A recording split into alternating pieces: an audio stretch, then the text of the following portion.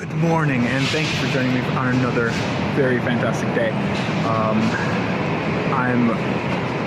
don't think I've ever been this excited, and I don't know if you guys can hear me because I am in, looks like a bus terminal, but I'm actually in the airport.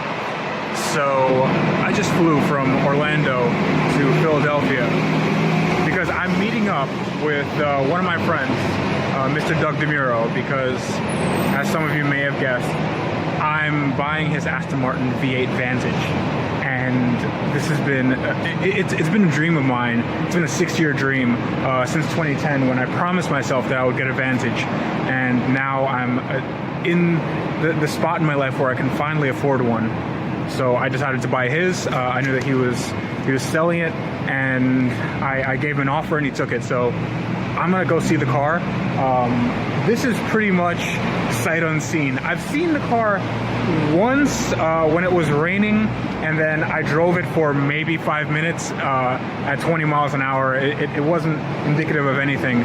This is the first time I'm actually gonna look around the car and really understand that this is my Aston Martin. So yeah, you're gonna be along with me, and hopefully I don't ramble too much and be giddy like a schoolgirl, but let's check that out. I'm waiting for my ride now. And here's my ride. It's the Toyota Prius C. Hey, how are you? Yep.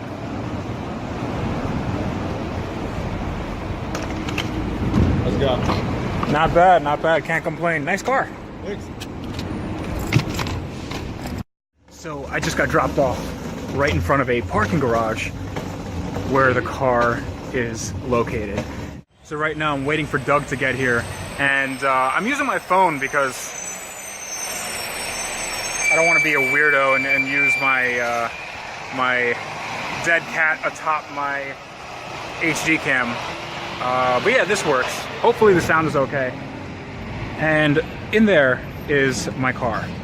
So guys, I bought an Aston Martin. What the hell am I doing? I'm going to ramble a lot. I'm going to stumble on my words just like always. But this is a life goal for me. A guy I look up to, Adam Carolla, he said you shouldn't celebrate birthdays because it's not anything that you've accomplished in life. What you should celebrate is worth days. So worth days meaning you did something notable with your life, and then sort of want to beat that or up that every year. Well, as much as possible. So this would be my first, maybe not my first, but let's say a notable worth day for me. And I'm glad to be sharing that with all of you. I'm in a parking garage somewhere in South Philadelphia, and if you look back there, that's the car. That's actually my car. And if you look right here, hey, it's Doug. Where do I look? Mr. Doug DeMuro, everybody. Oh my God. So, question: does this? Yeah. Does this car have a bumper-to-bumper warranty? Yeah, it has a bumper-to-bumper. You got 2 more months left of bumper-to-bumper warranty. Okay. All right. So we have 2 months to break this thing. Oh my God. All right. Let's check this out. Oh my God, guys. All right. So this is my 2007 Aston Martin V8 Vantage. You know, this has been a long time coming. It's been a 6-year dream for me. I told myself in 2010 that I would buy myself a Vantage, and I actually told myself that I would get it in 2014, and I was 2 years late. But you know, Grandma said, "Better late than never." Yeah. Wow. So this is the most, this probably, am I wrong in saying this is the most famous Aston Martin V8 Vantage in the world? Yeah, I guess. Yeah. They used that one in the James Bond movie that they turned into the DB10 or whatever. Well, no, I mean, the DB10 was just a bastardized whatever stunt car. This is an actual car that somebody drove and has been seen by millions and millions of people. 25 videos, yeah. 25 videos. And do you know how many million views? No, because there's still 3 more videos in the release. Okay, so there's still upcoming videos with this car that Doug does not actually own anymore. But man. Yeah, that's right. We shot them all this weekend. Dude, this is crazy. This is absolutely nuts. I want to get this thing out into the light. I want to get it washed and whatever. But yeah, man, this. So you can see these like battle scars from going across the country and. Yeah, most of it will wash off. There's a couple right here. I wouldn't have it any other way, man. Like I want this car to drive it. I want this car to actually experience a lot, because a lot of what I do is kind of like based in theory, and it's just you could buy this for Toyota Avalon. Like I'm actually doing this now. So yeah, can we open it up? Yeah, let's do it, buddy. Here's both sets of keys. All right. Sometimes you sign the bills and you read it over. Sure. And do you want to drive it out of here, or are you scared of that whole deal? I'm not. Why would I be scared? Hey man, it's your car now. I'd rather not touch it. That was one of the reasons I didn't wash it. I was like nervous. Oh, you're nervous about washing the? You drove this car at 145 miles an hour on the salt flats, and you're worried about a car wash? Someone has paid me for the car. I don't feel like it's mine anymore. Dude, so I'm like, you know what? Dude, it's fine. Like if you go, hey, listen, they nicked something in the car wash. I'm not gonna go, hey, dude, what the hell? All right, this is the car starting. All right, here goes. Let's do it. Ooh.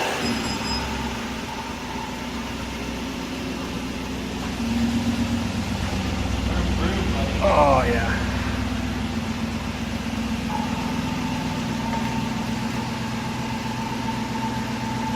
Dude, this is fulfilling a life goal for me. I don't want to really rev it. Yeah, no. But you can rev it to your heart's content. Yes. Oh, I will. That's what they do in Orlando. They rev exotic cars. Yes. You want me to just pull it out of here at least? Yeah. Do that. All right. So here's Doug telling me everything that's wrong with this car. It's an Aston Martin. Got hit with a parking ramp in an easy pass. Okay, this is the thing right here for the fuel door. Do you see this little red light lit up? Hell? Yeah. So you push it, and then it pops it open. That's the only thing that is like unintuitive in this car, aside from the parking. That makes no sense. And then it's open. Then you just normal. So premium fuel. Yeah, I only put in premium. You can put in whatever you want. Okay. All right. I'm not gonna. It doesn't matter to me anymore. But I only put in premium. Okay, diesel conversion coming up. Yeah, I put in some nice E85. So, can you tell me what all these mean? There's just, I'm guessing that Vermont, South Carolina, this is all 32 U.S. states and D.C. Okay. 32. Yeah, so we took it to Vermont, we took it to Charleston, South Carolina, the most beautiful city in the country. Maine, we drove it to Maine. D.C., Toronto, took it to Toronto twice. So I guess I've been to a province also. We took it across the country, then Colorado, Bonneville, and that's Idaho there on the right. 150 mile an hour. Yeah, the video said 145. Yeah, indicated, but maybe it's low. I don't know. Hey, they didn't have one. Did you just, do they give you the sticker, or did you just buy it? There's one gift shop there, and they only sell 110 stuff, including that. It's like, sorta. 150-ish. I've been 150 in a different car, so I feel like I'm a 150, even if the car isn't. Okay. There's no sunroof in this automobile. Oh, okay. So that was not ticked off at sale time. There's no available sunroof because they wanted you to get the convertible if you wanted an open top. Right. And there's tail lights, brake lights. There's a door. I don't know what else. Dude, this car is. Yeah, it's great. I love the look of this car. I know. I especially like how they looked when they were early in production. So I mentioned to you that I was going to do some upgrades to the styling of this car, and then you said, "Well, I think they got it right out of the box," and I'm sort of agreeing with you now. I think you'll think that. Like it's like the E-Type. Like as they went on, like the Series 4 and Series 3 E-Types are like, ugh. This is like, in my opinion, beautiful. And then what happens with cars is they just kind of screw them. They do these facelifts, and so the new ones have all, like different front and rear bumpers. They got more rocker panels, side skirts, yeah. They have the lipstick grille. Some of them have like a painted roof, which makes sense to me. Bigger wheels. I think it just looks so beautiful in this particular version. Yeah. When I bought this car, I specifically sought out the very early one, 06 to 09. Yeah, because if you look at something like the new ones, like a GT12 or GT8, it looks like everything's an afterthought on that car. Yeah. It's like, well, we have this car. Let's put some like stupid ass grills and slats and everything to make it super wide. It's a 10-year-old design that they're literally trying to dress up. Yeah. So, yeah. Actually, before I take off in this beautiful Aston Martin and get it washed and get all this 6,500 mile. What's that? Get all this this crap off of it. I'm gonna say thank you very much to Doug. I'm gonna say bye. Oh yeah. Goodbye, Samsung phone. Oh my god. People are like, this guy's weird. People have been saying that to me for 3 years. So. I think you have to be a little weird to buy this car, to actually drive this, especially every day. Yeah, I mean, I daily did. I put 18,000 miles on it. Yeah. I didn't screw around with this car. The average. This isn't the Hummer. Right, I put 1,000 miles on it. The average Aston owner does between 2,000 and 3,000 a year. So I did 6 to 10 years of Aston Martin ownership in this car. That's good. So I am going to put 1,000 miles at the end of the week. Yeah, this week. Yeah, this week. So this thing. So it's at like 59.3, so you'll hit the 60,000 mile. So I don't know if I've never seen a 100,000 mile Aston Martin, but I'm pretty sure this is probably going to be the first one. I've heard of one other. A guy, the dealer in LA told me they had a DB9 customer who got up to 150 and they replaced his motor under warranty at 90. Oh boy. But yeah, you'll get there. Yeah. It's a great car. And Yeah. I've never had any problems. Awesome. All right, thanks, Doug. What's that? It's a scratch? There's no scratches. You try to fuck me, Doug? Oh my god. I have an Aston Martin.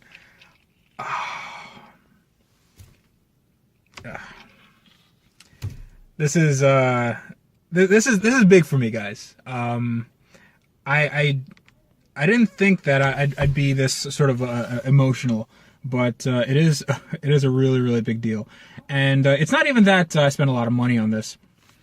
Because I didn't. I bought it for basically the price of like a Toyota Avalon or something. But it's just an indicator that I'm going in my life where I want to go. I'm setting goals for myself and I'm meeting them. But I want to see what this sounds like. I don't want to get my fingers in the way of the camera, but. So I have this key. I actually like that it's not that that glass key because that's super expensive, and I actually like an actual key. So you put that in there, turn it all the way. Power, beauty, soul. Time for regular service. yeah, I think it is. So that comes up. I'm gonna turn the radio down. Clutch in. And this glows red. This glass button glows red. So I'll start it up for the first time.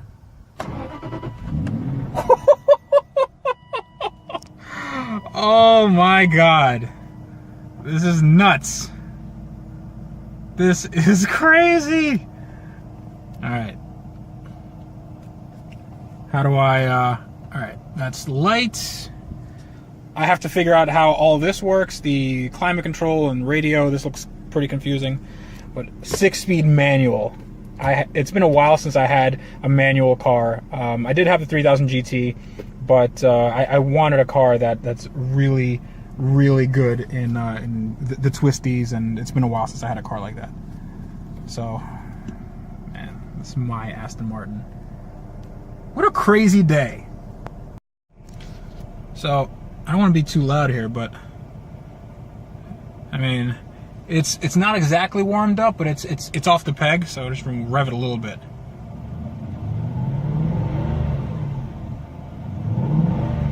So it's not going to make a lot of noise up till $3,000 because it has an active exhaust. But what happens when you give it a little? Oh my god, this is nuts! This is nuts. I cannot wait to drive this. All right, guys, I'm gonna get this car washed, and then I'm gonna drive home and give you some impressions, and hopefully not ramble my ass off, because that's exactly what I'm gonna do. Can you tell I'm excited? I'm excited.